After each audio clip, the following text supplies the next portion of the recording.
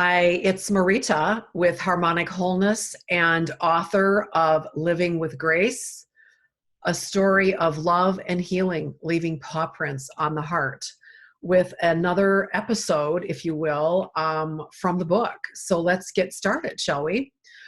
Today, I want to actually just use Grace's foreword that is in the book. It's kind of our book, but I couldn't really put a cat's name on as a co-author, could I?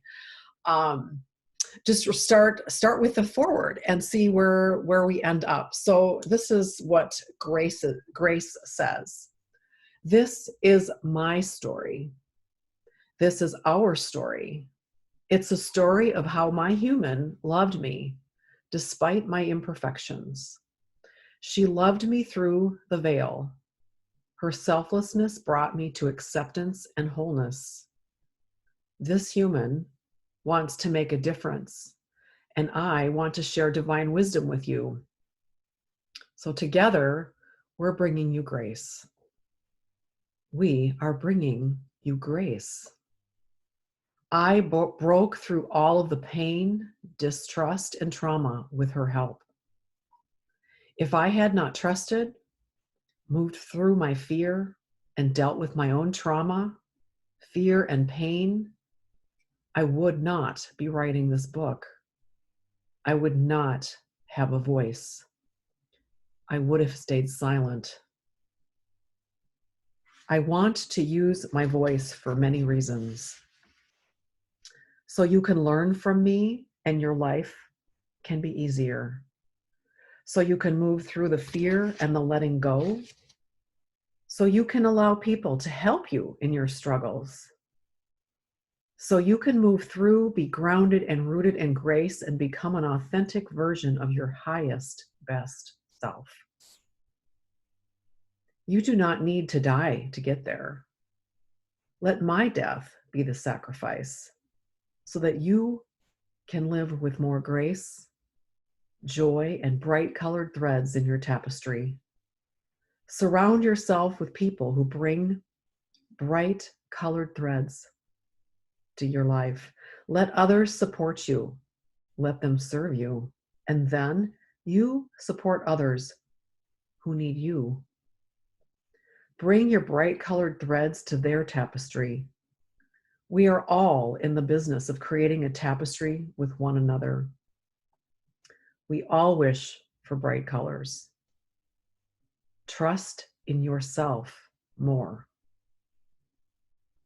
Thank you for wishing to read the words my human and I have put together for you. Breathe. For in that breath, there is grace. And in that breath, there is space. And in that space, there is the divine. In that space, there is the divine. I think, and I'm probably going to say this with every episode, I think those are powerful, powerful words that Grace wanted to share with you. To breathe,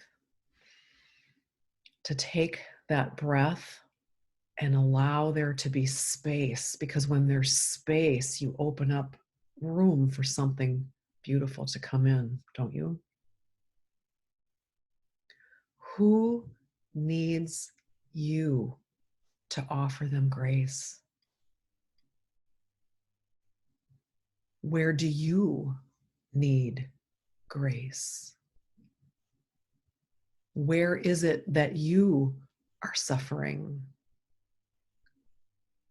We are not meant to live in isolation, in singularity. We're not meant to be alone. We are social beings.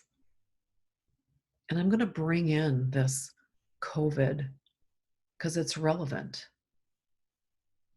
Many of us that are single, we're living alone with our stay-home orders, if you will, our quarantine, whatever it happens to be called in part of the world that you're at.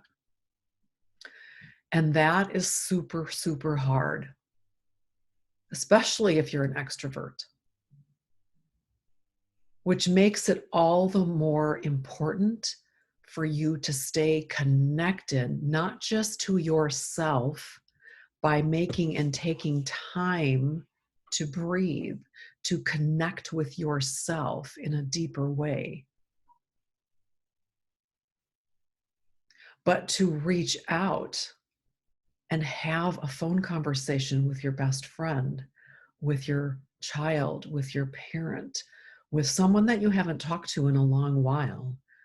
There is no reason why you need to be in quarantine alone, even though you're alone. You're physically alone in an environment that's your home.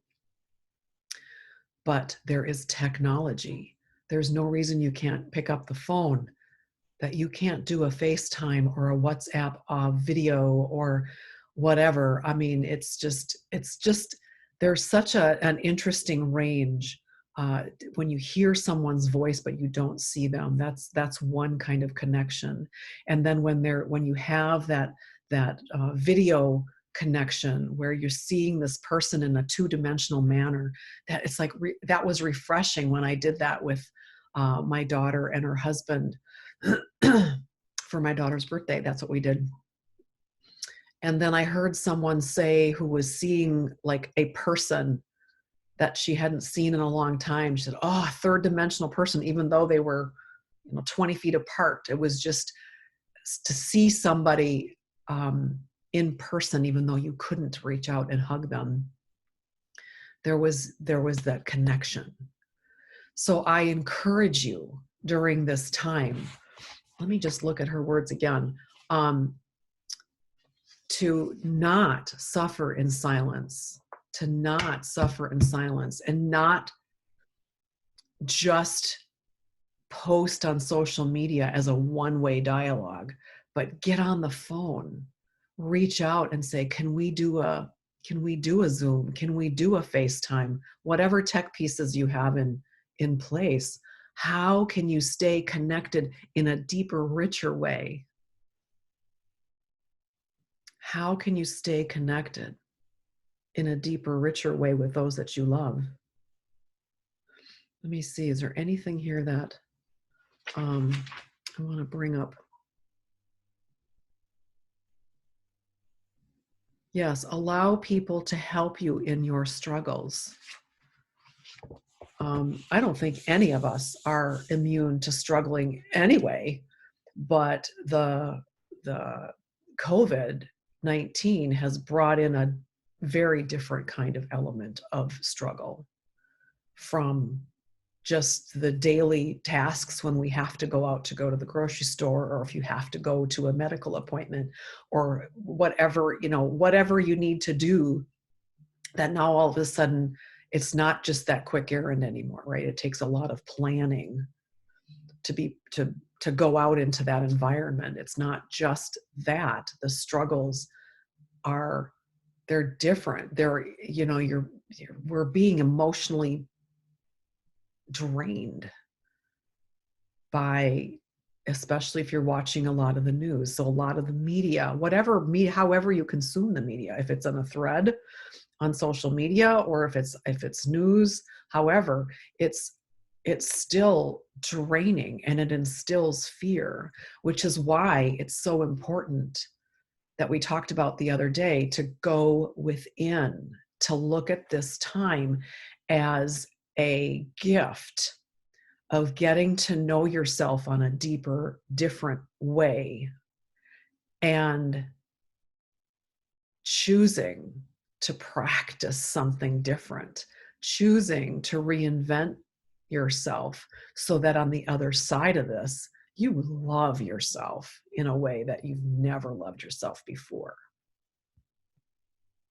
Those are just some tidbits of things for you to consider today. If it's the beginning of the day, you got all day to ponder that. If you're getting ready for, to turn off for the evening and be contemplative or go to bed. These are thoughts that you can Wayne Dyer used to talk about how what you put in your brain right before bed, what do you put in your mind right before you go to sleep, that I think he said that becomes the food that your mind that you will consume through those 8 hours. So be mindful of how you're spending your time, especially just before bed, because that is what your soul will feed from as you sleep. Make sure it's good fertilizer. So that's the wisdom from the book Living with Grace today. If you are interested in having a conversation to delve into the journey to grace, to go deeper, to find more meaning in how you show up and how you can turn your life around, I invite you to reach out. I invite you to click on the link below and choose a time that's in my scheduler that works for you, and let's begin the dialogue. So that's it for now, and I invite you to have a graceful day. Bye-bye.